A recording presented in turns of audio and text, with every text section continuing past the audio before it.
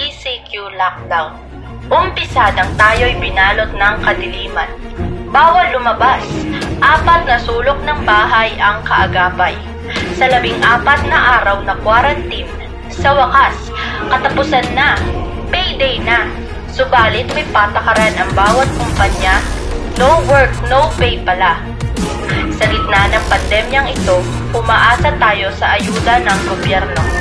Kasabay ng pagpapatupad ng safety protocols tulad ng pagsusuot ng face mask, face shield at physical distancing.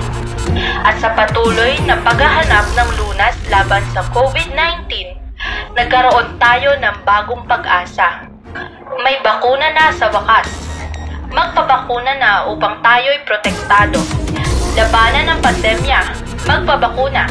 Bangon Malbar, bangon Pilipinas!